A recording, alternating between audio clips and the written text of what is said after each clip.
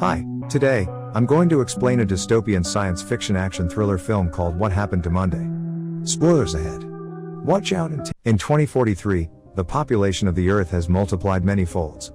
There is a massive shortage of resources of all kinds. The world opts for genetically modified crops which get fast-tracked around the globe. But this leads to a staggering spike in multiple births across the world. The solution is now feeding the problem. No one knows what to do. Political activist and renowned conservation biologist Dr. Nicolette Kamen has prompted the Federation to institute a one-child per family policy. A bureau called Child Allocation Bureau, CAB, is formed to enforce this policy. All citizens are required to wear a bureau-issued identity bracelet. This bracelet could be scanned in order to identify people at various checkpoints throughout cities. When scanned, the bracelet's present data that states if you have a sibling or not. If another sibling is present, police are informed and, upon arrival, take the child. These children are put into cryosleep and they will be woken up when the crisis the world is going through is handled. They will awaken in a better world. That year, a woman named Karen Setman has septuplets, thanks to the genetically modified food. Karen dies. The twins' grandfather, Terrence, doesn't announce the 7 siblings to the authorities. He names them each by one day of the week. He decides that all 7 of them will live in secrecy in a place that has hidden areas, which he builds. He trains them all to take on the identity of Karen Setman. Each of them gets one day of the week to go out and be Karen. Sunday will get to go outside on Sunday, Monday on Monday, Tuesday on Tuesday, and so on. They grow up sharing the identity of Karen. When each of them comes back home, they explain to the others how their day was. This step is important as it allows the next girl to go out and continue being Karen. They are all fitted with electronic bracelets that are hacked by Terrence so that they could all be identified as Karen Setman. These bracelets are also fitted with GPS so that their location could be known when they are out of the house. Terrence also makes a hiding place that they could use when someone comes to the apartment. One Saturday is attending a ballet contest, but Thursday decides to sneak out and skate. So when Saturday comes back, Thursday is still missing. Terrence is very worried. Suddenly they hear a knock on the door and they all immediately hide in their hiding place except Saturday.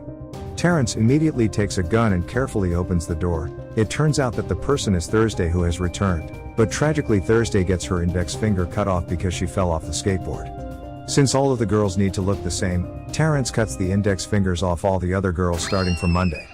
30 years later, when they are adults, their grandfather has died and they also have different characteristics and appearances. Monday is the firstborn, and she's the good girl, the golden child, the A-type personality, and she, of all the sisters, embrace the collective identity.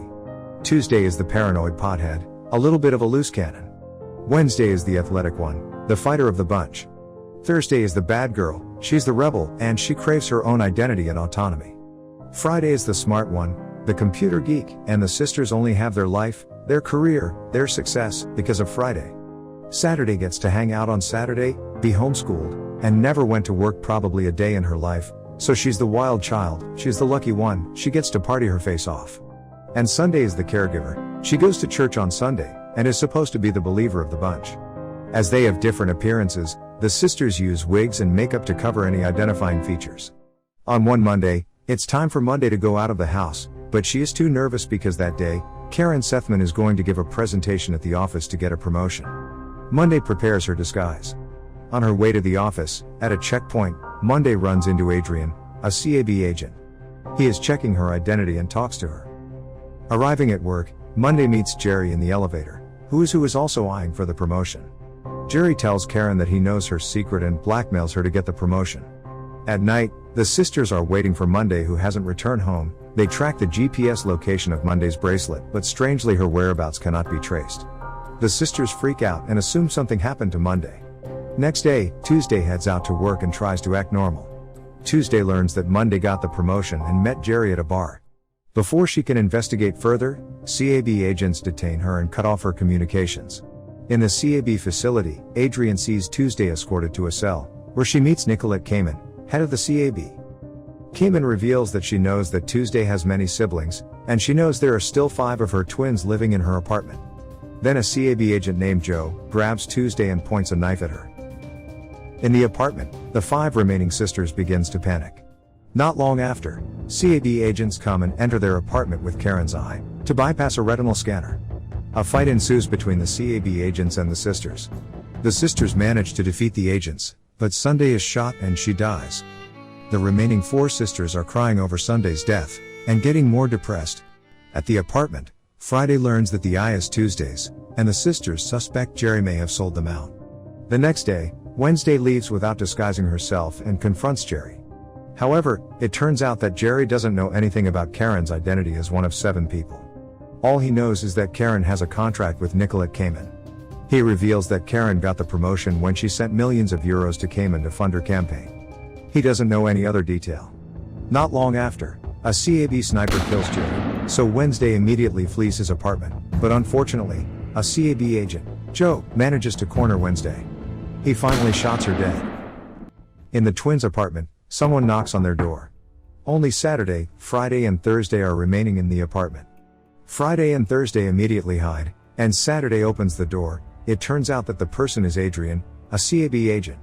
Adrian flirts with Saturday, however Saturday doesn't recognize this person. Saturday finally realizes Adrian has a romantic relationship with one of them. Adrian invites Saturday to go to his apartment. She asks for a timeout and goes in to meet with her sisters. Thursday tells Saturday to go with Adrian because Adrian is a CAB agent, so they might get a clue about Monday's whereabouts. Friday also tells Saturday to secretly sync her bracelet with Adrian's to be able to hack into the CAB server. Saturday finally agrees and goes with Adrian to his apartment. At his apartment, Saturday digs information from Adrian. It turns out that Monday was the one who had been seeing Adrian. Then, Saturday secretly syncs her bracelet with Adrian's, as Friday suggested. This allows Friday to get access into CAB's servers. On a video feed, the sisters believe they have found Monday in a holding cell. After Adrian left his apartment, Saturday immediately tells Friday and Thursday that Monday was the one who had been secretly dating Adrian. At the same time, CAB agents arrive and kill Saturday in front of her sister's eyes. Not long after, Karen's apartment is raided by CAB agents led by Joe. Friday sacrifices herself by blowing up their apartment, to allow Thursday to escape and rescue Monday. Now, only 2 twins remain, Thursday and Monday, who are still locked up. Adrian hears about the explosion at Karen's apartment, and goes straight to the apartment. There, he meets Thursday who directly confronts him in his car. Thursday assumes that Adrian was the one who had reported Karen. However, Adrian does not know anything about these 7 twins. Adrian now realizes that Karen is actually a septuplet, and he claims that love Monday. He finally agrees to help Thursday to rescue Monday. Adrian sneaks Thursday into CAB headquarters with a body bag. She is brought into the cryosleep room. There, she secretly records a child undergoing cryosleep. Instead of being frozen, the child is incinerated. When it is Thursday's turn, Thursday immediately kicks the officer, and put her in cryosleep. Adrian helps Thursday to get out of the cryosleep room, and they find the cell where Monday is locked up. But it turns out that Tuesday is the one in the cell, with one of her eyes removed. Finally, Adrian and Tuesday are assigned to hack a video operator, and show a shocking video about cryosleep at a fundraising event being held by Cayman. Meanwhile, Thursday search for Monday. Finally, Thursday meets Monday in a restroom. Monday looks fine. It turns out that Monday is the one who betrays the sisters. She wants to be the one and only Karen, and reported her twins to Cayman. Monday also sends large sums of money to Cayman's as bribes. Thursday and Monday fight in the restroom, and eventually, Thursday accidentally shoots Monday. Thursday then disguises as Monday at the fundraising event, and Cayman doesn't realize this. Meanwhile, Tuesday and Adrian broadcast Thursday's video footage of the child's incineration, leaving everyone at the event shocked. At that moment, Cayman realizes that Thursday is in disguise. She angrily confronts Thursday, choking her. Monday, who is severely injured, gets out of the toilet, pointing a gun at Thursday. Joe shoots Monday, thinking she intends to kill Cayman, and Adrian kills Joe as revenge. As the crowd flees, Monday reveals to Thursday that she betrayed them because she is pregnant with Adrian's children. Unfortunately, twins. Which means one of her children will be taken away.